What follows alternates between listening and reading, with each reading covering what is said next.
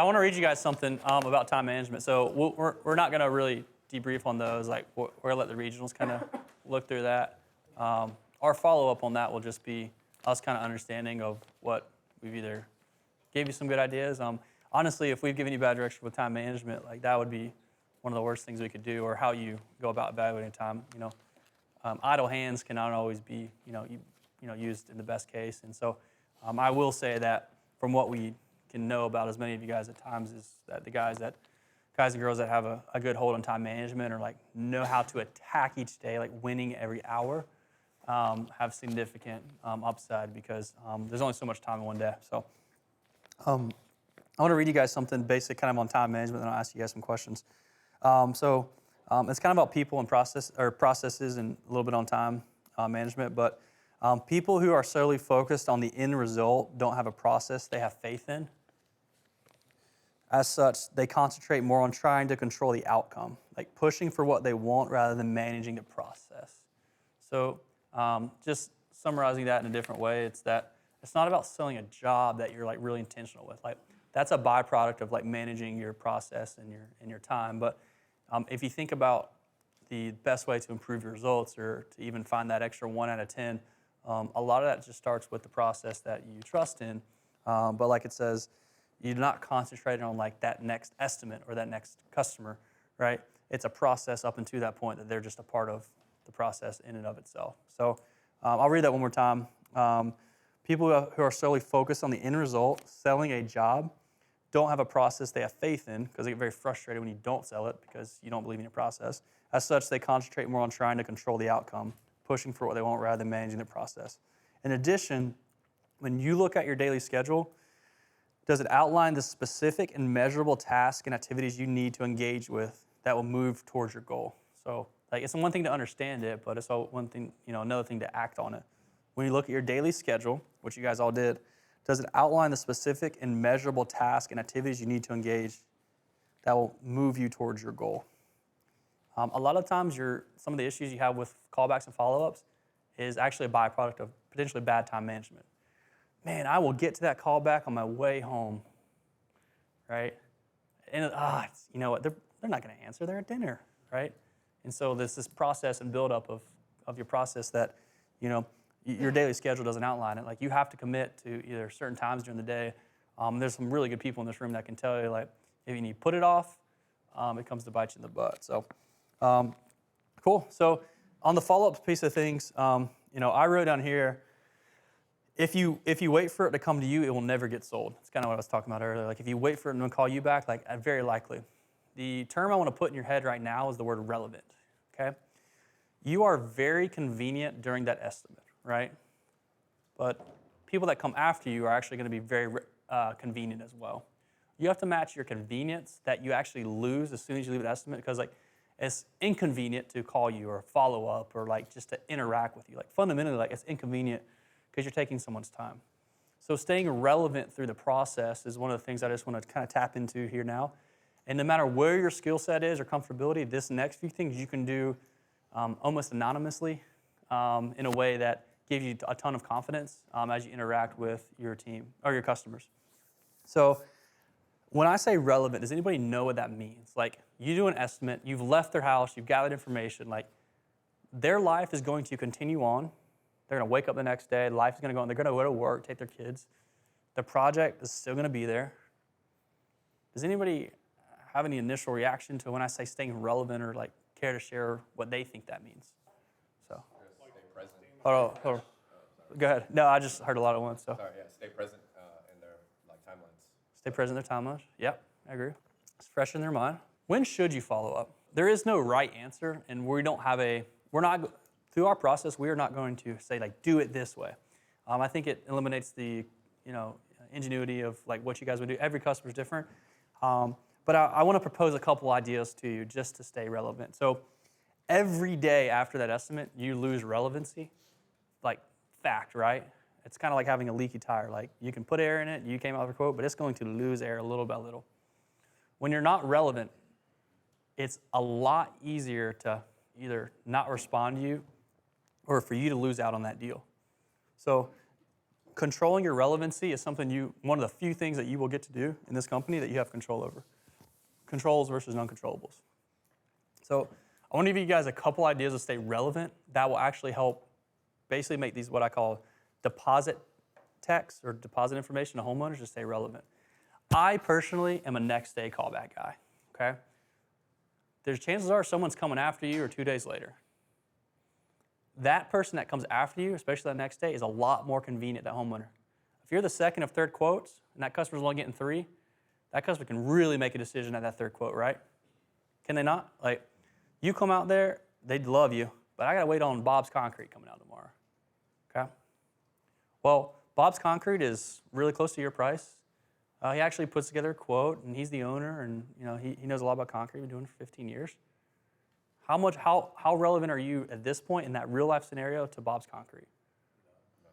You've lost some reliability or some relativity by being relevant. So, I think if you think 2 days, you're kind of battling some sort of speed bump or almost convenience that doesn't quite exist. I think that you're kind of potentially just letting more time because really you're insecure sometimes about bothering somebody.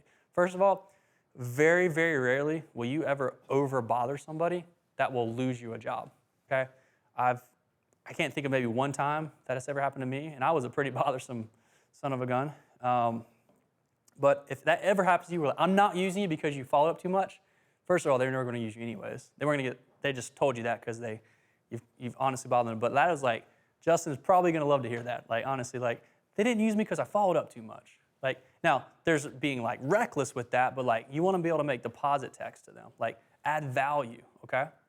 Right? So one of the first things I really would really suggest that will make any callback go so much smoother, the moment you send that quote through Sumo Quote, is go to your NextEve app and text the customer.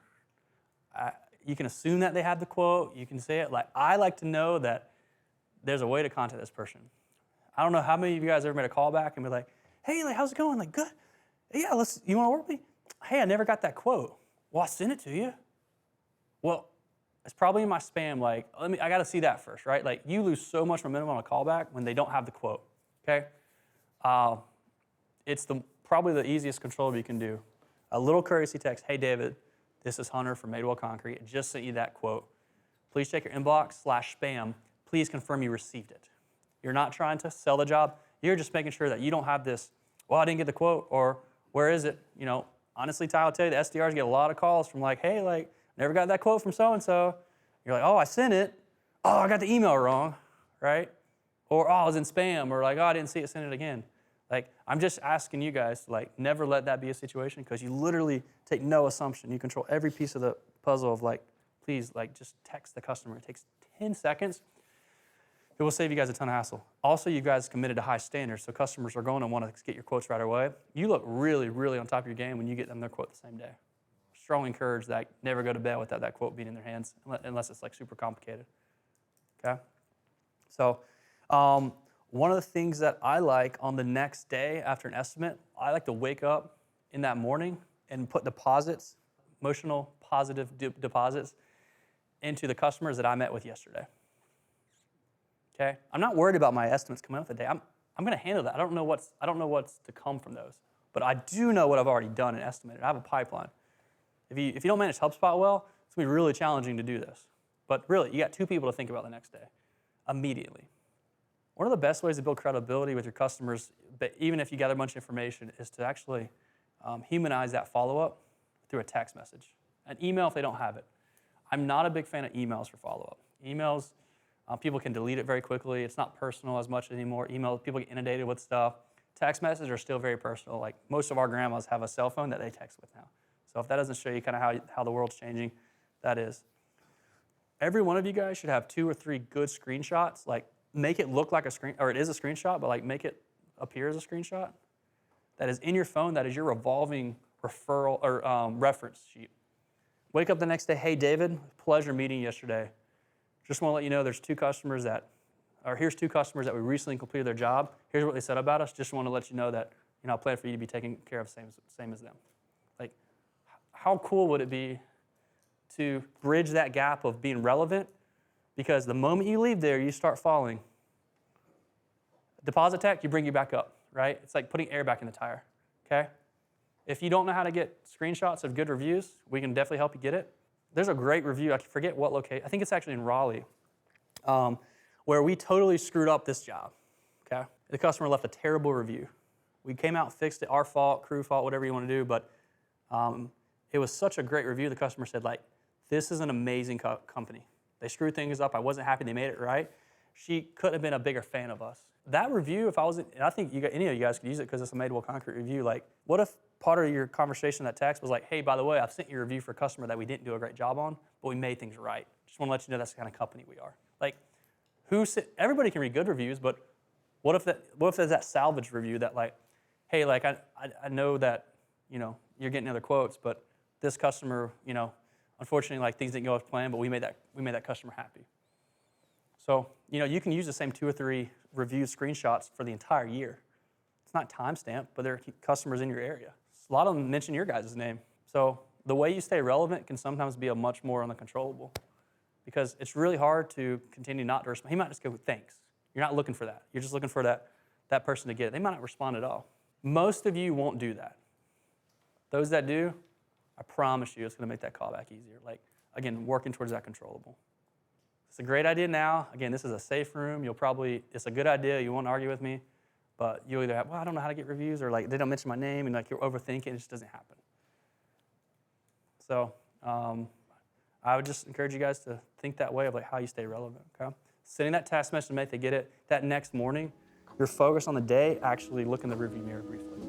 It takes 5 minutes, 10 minutes. You do it at some point that day. You can pop in some really good reviews to customers, and they will really appreciate it. If they weren't thinking about using you, they've rethought about it. If they were, you just sealed the deal. So it's human. They think your guys are contractors, and there is that element of it. But damn, I'd love to make sure my customers do that. I was going to take good care of them. So, anybody have any like things that they've done to kind of build that bridge, kind of that golden period after the estimate to the next day or two?